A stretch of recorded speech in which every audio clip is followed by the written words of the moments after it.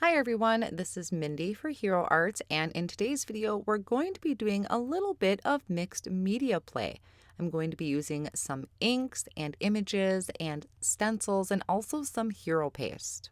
The two main products that I'm going to be using today is the Monarch and Milkweed stamp and die set and also the script stencil. I want to do a little Copic coloring, so I'm going to start by stamping out my images. I picked out the two floral images. One is kind of just a floral arrangement. The other one has the caterpillar on it. And then the third image I have here is the butterfly, which is going to sit on my floral cluster. So I'm inking these up in the Intens-ified Black Ink, and I'm going to stamp these down on the Hero Arts Deluxe White Cardstock. There is a lot of detail in these images, and I just knew it wasn't going to stamp down perfectly the first time. So I'm going to ink those up again and stamp them down and just really pushing down on those detailed areas of the stamped images. To give these a really good clean, I spritzed a little bit of the Ultra Clean cleaner onto my scrubber block, and I'm going to scrub and clean my stamps so I can put them away right away. Now, because I stamped this a couple times, the ink is going to be wet, so I'm just taking a heat tool, and I was going over that because I don't want the ink to smear when I come in to color them with my markers. To do my coloring today, I am using my Olo markers, which is an alcohol marker, and I started out with kind of this light shade of red. I have the marker caps there over on the side if you want to reference those. And I just went over all of those circular pieces of the flower with that light red, and then I'm coming in with a darker shade of red. And at first, on this smaller bunch, I started kind of tracing the lines of the image, but then as I got to this second bunch, I just went to one side and pretty much made a C to give it that shadow layer. Then for the leaves and the stem, I'm going to start off with a really light green. So this is a pretty bright color. That's going to be my highlight color. But I like to kind of start off and just laying that down so I know exactly where all of my stem and leaf pieces are. Then I started coming in with a mid-tone and decided to switch to my darkest color here, which is that G1.7. And I took that dark color and just went around one side of the leaves to give it that shadow look. And then I'll come in with that mid-tone and kind of blend that out a little bit. So that way I have kind of that three color transition with all of my leaves and still left room for that highlight area. Then since I had all my greens out right away, I'm going to come in and do this large floral bunch. And really, I thought it would be easiest to do the leaves first because there are a lot of little pieces in this floral area. So by doing the leaves first really kind of helped me figure out where the leaves are and the flowers are. So I did the same process with the leaves on this one as I did below. I started with the lightest color, then jumped into the dark to give it that shadow, and then blended out with my mid-tone. Then for the flowers, since there are a lot in here and it is very detailed, I'm taking that light red that I used before and I'm going to color in all of these petals just in that light color. At first when I started, I really tried to pick out each flower bunch, but then afterwards I just really went back in and filled in all the spaces and just left it that way. It was just a lot easier to have everything filled in versus leaving white areas. Then I came in with that darker shade and really started in the center of each little floral bunch and kind of just flicked outwards towards the end of the petals. And I didn't do it to all of them, just to some of them, just to give it that, just kind of having that contrast look in there.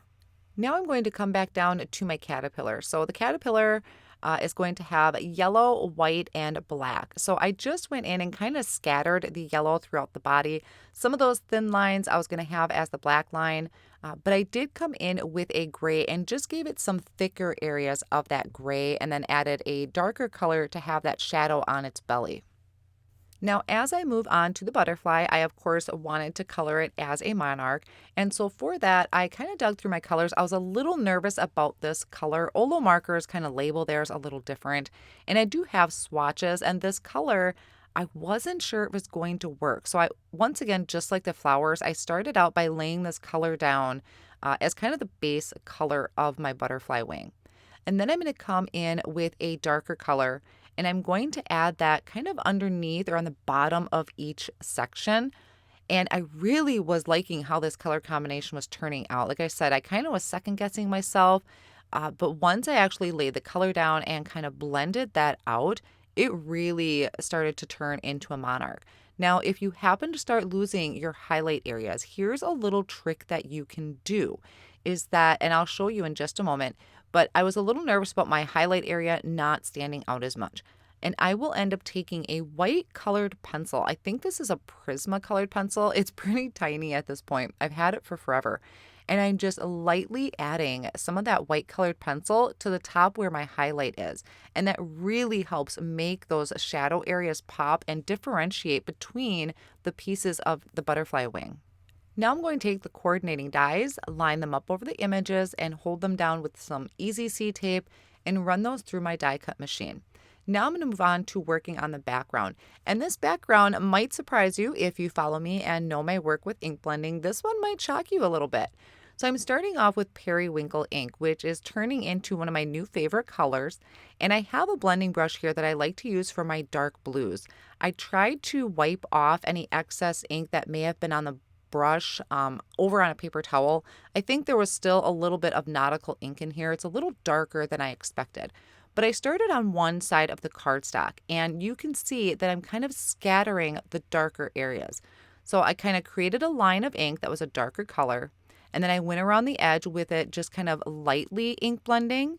And the same thing for the top. I'm going to kind of come down a little bit, a little heavier handed, and then lighten it up throughout. So it's very scattered, very random looking, not my typical ink blending scene that I would normally do, but I want to make sure that I'm getting the edges because I am going to leave this as a full 4 1/4 by 5 1/2 inch panel.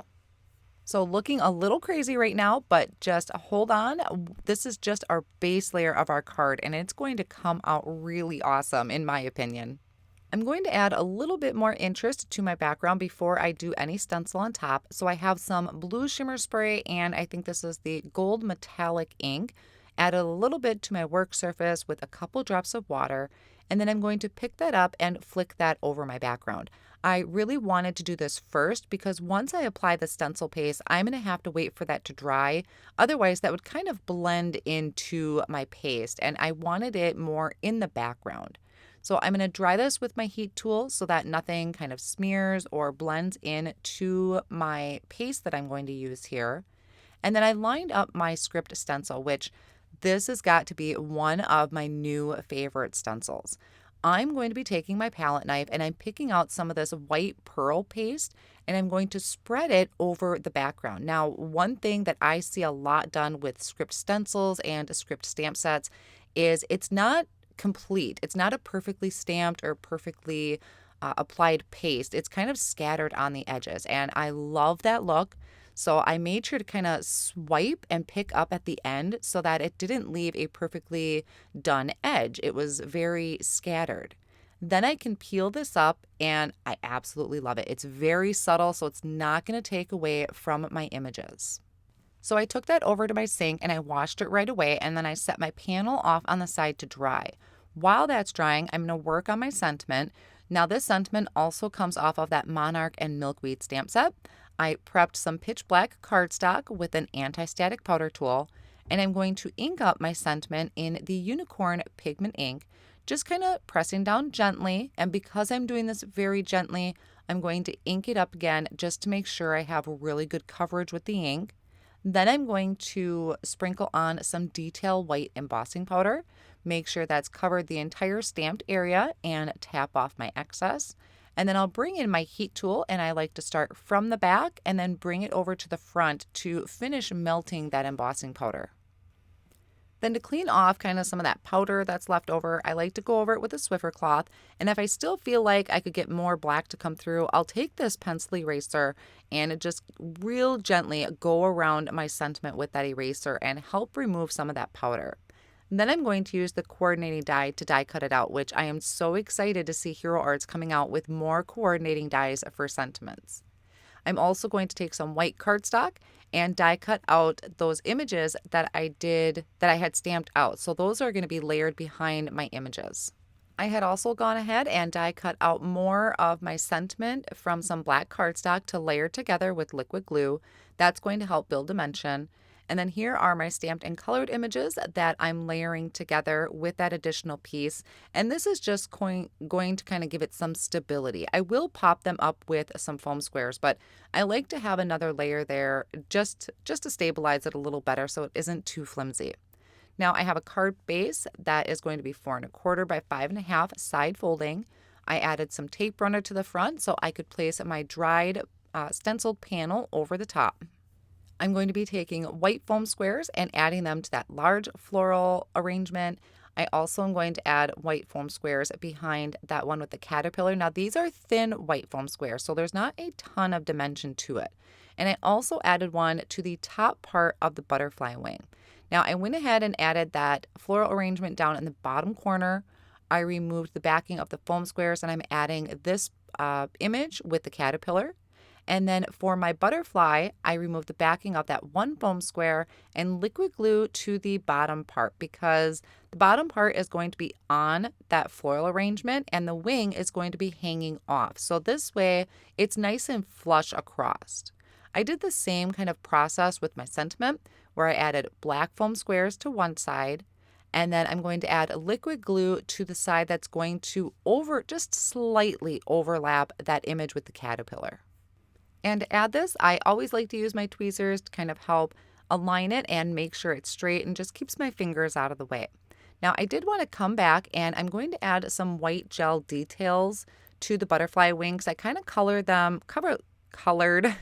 over them with a dark gray marker. So I'm kind of making those spots pop out a little bit more with my white gel pen. Then that finishes off my card project for today. So I hope you enjoyed the process and learning how to use the different elements to create kind of those mixed media backgrounds without it overpowering if you want to add images on top. I absolutely love how this came out, so I hope you do too. Thanks so much for stopping by today.